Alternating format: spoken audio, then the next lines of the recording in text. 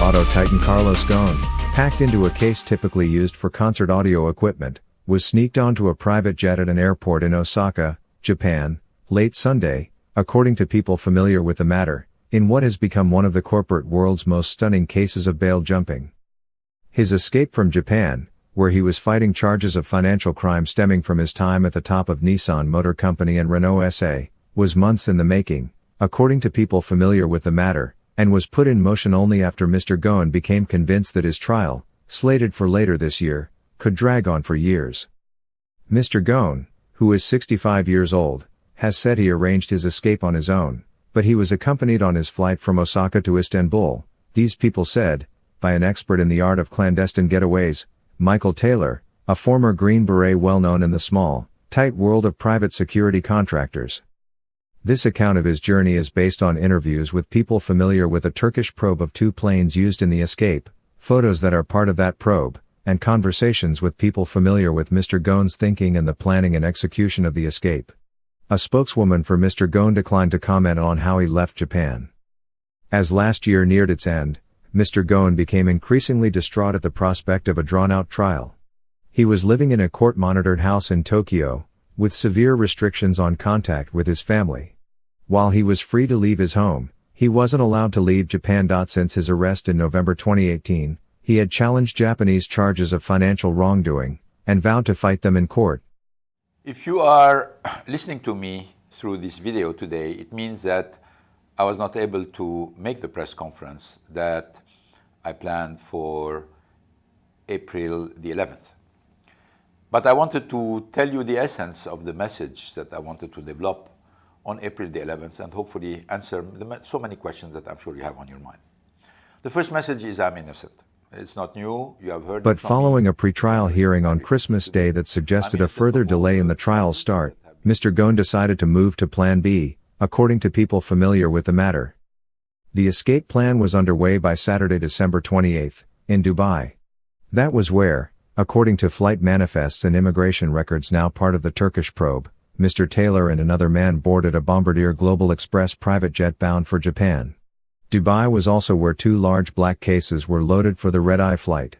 The plane arrived at Osaka's busiest airport at 10:16 a.m. local time Sunday, according to flight records.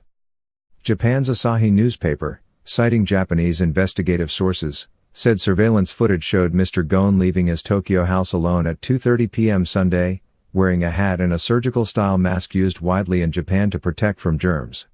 That would have been less than 9 hours before his plane left Japan.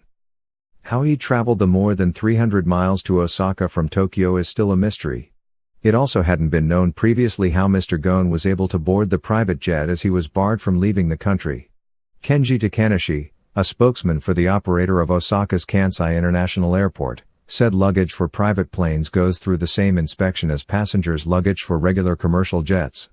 However, he said VIPs were sometimes exempted from such checks.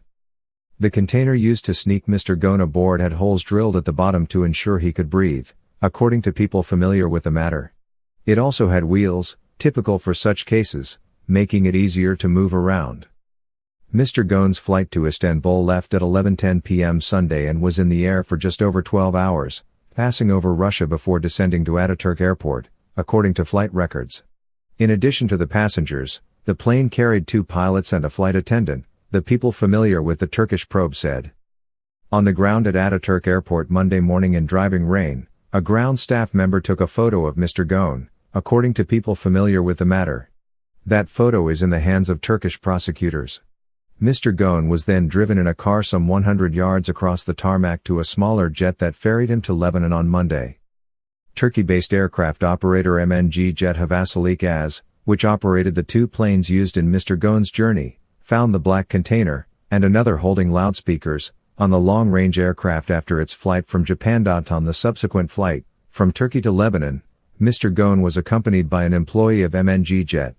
The company has filed a complaint against the employee, accusing him of doctoring records to hide Mr. Ghosn's presence on the flights. The employee explained to investigators how one of the black cases had been used to load Mr. Ghosn onto the plane in Osaka, the people familiar with the matter said.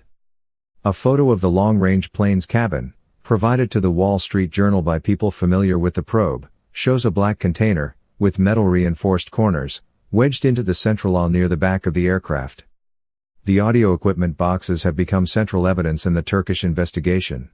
Inside a box, Mr. Ghosn was mere cargo transiting through Istanbul, one of the people said.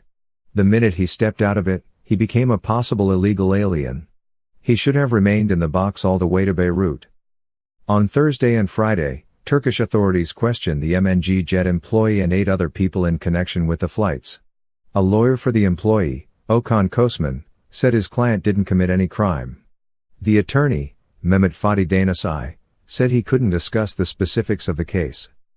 On Friday, Turkish prosecutors said they had charged Mr. Kosman and 4 pilots who hail from the Turkish Air Force with migrant smuggling. The 5 men were sent to jail pending trial. Mr. Taylor didn't accompany Mr. Ghosn on the flight to Lebanon, where the private contractor has close ties. He is married to a Lebanese woman and 2 of his sons live in the country. The other man traveling with Mr. Taylor was identified as George Antoine Zayek, according to people familiar with the matter. A George Zayek has served as a security employee at companies owned by or linked to Mr. Taylor, according to online profiles posted to job networking websites. Mr. Taylor made headlines when the New York Times hired his former firm, Boston-based American International Security Corporation, to help extract reporter David Rohde from Taliban captivity in Afghanistan in 2009. Mr. Taylor more recently served time in a U.S. prison after pleading guilty to a wire fraud charge stemming from a federal bid rigging investigation into $54 million in Defense Department contracts. Mr. Taylor, through his attorney, had disputed the charges, saying he was a legitimate businessman. He was released in December 2015, according to the U.S. Bureau of Prisons Inmate Locator. The government returned $2 million seized from him, court documents show. After landing in Turkey on Monday, Mr. Taylor and the man identified as Mr. Zayek made their way to Istanbul's new airport and took a commercial flight to Beirut, passing through Turkish passport checks on arrival and departure, the people familiar with the Turkish probe said. Turkish investigators have copies of both men's passports showing exit stamps from Japan and Turkey, these people said. When Mr. Ghosn arrived in Beirut on Monday morning, he sent a friend a message a little before 8 a.m. saying in French simply, "Hello. Call me," according to a person familiar with the situation. The friend called him. Mr. Ghosn told him he was in Beirut. The friend hung up, washed his face and called back. They met later that day. The day he got arrested, I was with him in the apartment, and it was a horrific day. They stormed in at 5:50 in the morning. On us, 20 prosecutors came into the apartment, and they told Carlos, "You're arrested." And Mr. Ghosn and his wife, Carol Ghosn, celebrated New Year's Eve at the house of a friend, according to a person familiar with the matter. That night, Mrs. Ghosn told the Journal that the couple was so happy and described being reunited with her husband as the best gift of my life. Mr. Ghosn has been spending time in a pink mansion in Beirut that Nissan bought and renovated for his use when he worked for the Japanese car maker, according to a person familiar with the matter. Nissan has been trying to evict the Ghosns from the house since shortly after the auto executive's arrest in late 2018, but so far they have been able to stay. On Friday, more than a dozen reporters stood outside the house in the rain. Security personnel dressed in black and hired by Nissan stood guard. Mr. Ghosn's lawyer, Carlos Abu Haoud, was seen going into the house on Thursday. Cars with blacked-out windows were entering and exiting the house's garage that day.